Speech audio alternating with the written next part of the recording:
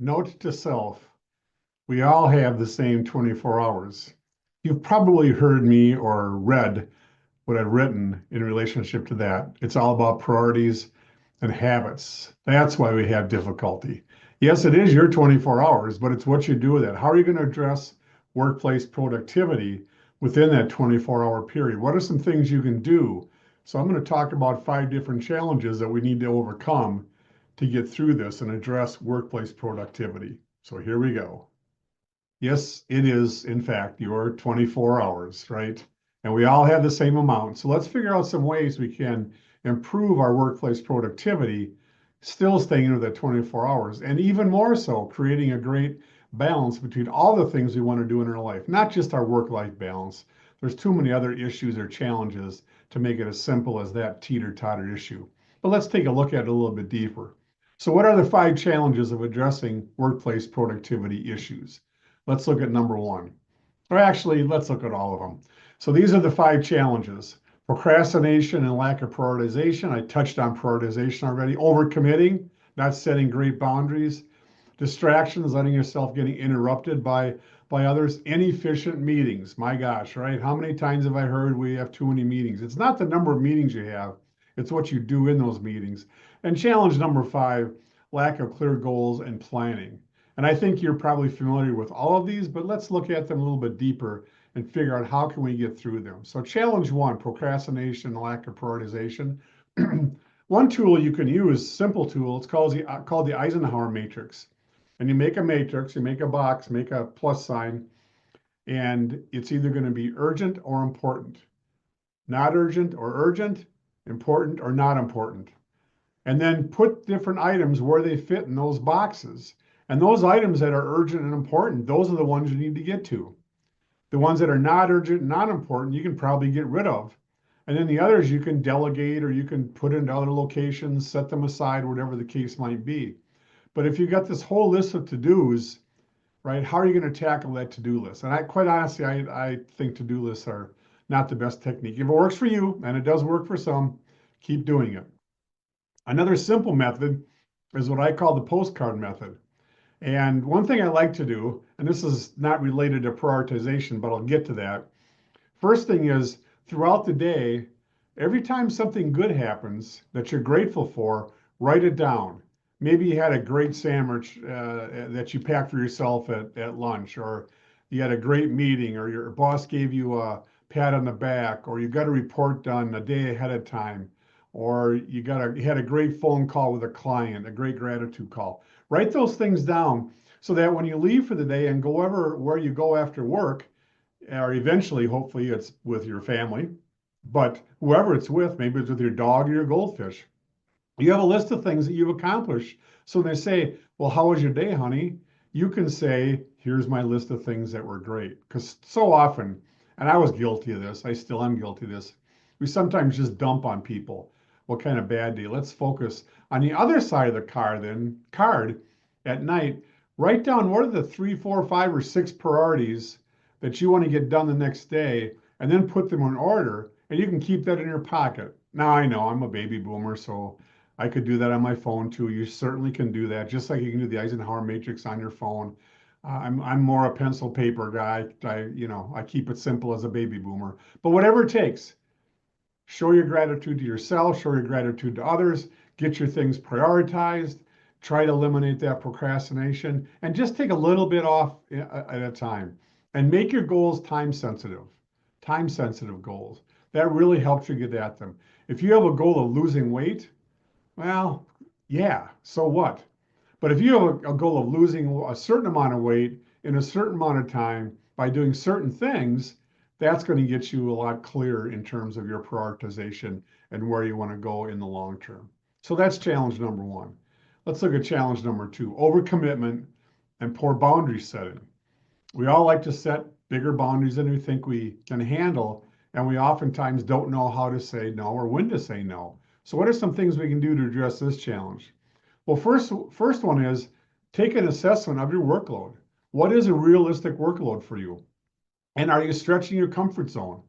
Are you trying to take yourself out to that limit so you're continually growing and doing more? But figure out what's a realistic workload realistic workload. And then prioritize your core responsibilities.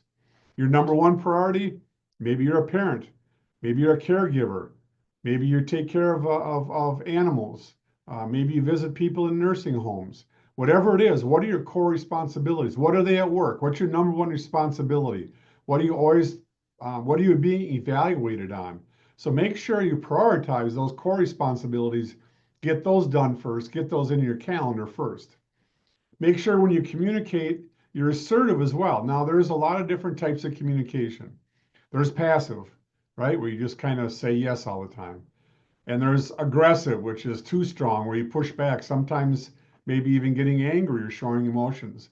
But in the middle is assertive. Now, you don't want to be passive aggressive either, where you're dealing with a lot of sarcasm, but be assertive, stand up for yourself. And if you have a good understanding of your workload and you've done a good job prioritizing your core responsibilities, then you can do that assertive communication and feel comfortable with it and be able to say no to certain things. And finally, create some buffer time. And in my calendar, I schedule not only meetings, but the things I have to do to get ready for those meetings or for those presentations or for those workshops. I scheduled time in to do this recording during my day because I knew I had to do the recording. So I scheduled time in because that's time that's important to me and I prioritize that time. So that's one way to meet the second challenge. Let's look at what's, oh, you know what's next? We're going to have a little commercial.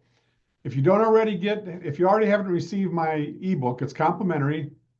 Go to toddkukan.com/guide, or you can scan this QR code. You can grab a hold of my complimentary leadership ebook, and I hope it lets you know what we think about it. I've got to probably get on another one here one of these days too. Fun to write. Just got to prioritize it, right? Challenge number 3, distractions and interruptions. How can we take care of that? Well, I kind of touched on it, and that's blocking time. Put time in your calendar that you're going to work and do certain things. Even put time in your calendar to answer emails. Maybe you do it once every 5 minutes every hour. You go to your email, or 3 times a day, whatever the case might be. But block out time for certain things. That'll help you get rid of disruptions. Minimize digital interruptions. Maybe you have to put your phone in your desk drawer.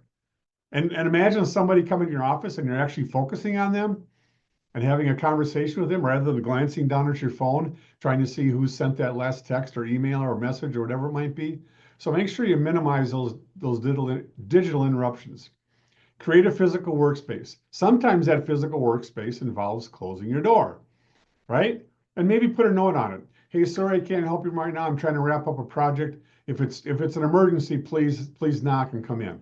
Otherwise, get back to me when my door is open. Simple little things like that. Make sure your desk isn't cluttered. Now, okay, I'll show you my desk. It's a little bit, I can't see it. Shoot. It's too hard to see. So that's me in technology. But create a physical workspace. I've got a little bit of clutter out here, but I'm working on it. All right, and the last piece is set email rules. I kind of touched on that already. When are you going to answer emails? And maybe put a automatic reply and say, I answer my emails every day at 8:30, 12:30, and 4:30. If you need an answer quicker than that, please feel free to give me a call. So that's a way that people understand that. So set some email rules. You don't have to be that formal, but let people know what your plan is. Or if you know you won't get back to them, reply to them and say, hey, I can't get back to you right now unless it's an emergency. Let me know. Inefficient meetings. Now I touched on this. This is the bane of every workplace. First of all, create an agenda. Have a clear agenda with time blocks from 9:10 to 9:25. This is the topic. This is who's going to lead the topic.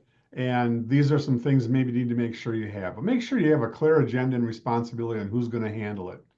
Limit the attendees. Now, I don't mean keep people out of the loop communication-wise, but if something doesn't pertain to them on the agenda, why have them waste their time coming? So if people are going to come, that's fine, right? But make sure there's activities or things that they need to be there for and they need to do. Now, if you're doing some team building exercises, obviously you want your whole team there.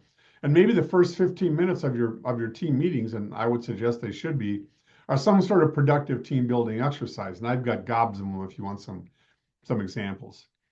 Time limits, I touched on that, beginning and end time. I would suggest start a meeting at 9:05 instead of 9 and being done at 9:55 instead of 10, right? Because a lot of people have something probably at the top of the hour. So you start 5 minutes late, you end 5 minutes before the hour, or whatever time frame. But make sure you have clear time limits and stick to them during a meeting. Maybe you have to put a topic on the parking lot, and that's something then you can address later, put in the next meeting agenda, or address via email or some other conversation. Everything should be either a decision, an information, or discussion, right? Let people know when they get the agenda, when they come to the meeting, where the decisions are going to be made so they can be prepared to ask questions and maybe bring information relative to that. If it's strictly information, well, maybe you don't even need to have it on the agenda. You can email that to people. And it's going to be discussion, same thing. Make sure you have plenty of time centered around the discussion as well. Some simple ways to make your meetings more efficient. And challenge number 5, lack of clear goals. Use SMART goals: specific, measurable, attainable, relevant, and time bound. That's the best way to do it. I can help you set those up, but make sure you have those clear goals and that clear planning. That helps you better utilize your 24 hours. Do weekly and daily planning. Again, I put things into my calendar that I have to do, as well as appointments. If I have a project I have to get done. And typically on Friday afternoons, I'll take an hour and I'll look at my that current week's schedule, and I'll maybe have to move some things into the next week's schedule, juggle some things around, add some things. But I take some time, and typically Friday afternoons are, if you're in a typical work week, are less productive times, right? But find that time. Maybe it's first thing on Friday morning you get ready for the next week, or for that day, whatever the case might be. But figure that out. And finally, do periodic reviews of how you're using your goal, how you're meeting your goals, and how your planning is working out. I usually do that once a quarter, kind of look back and see, am I hitting my goals? And have I created the right habits?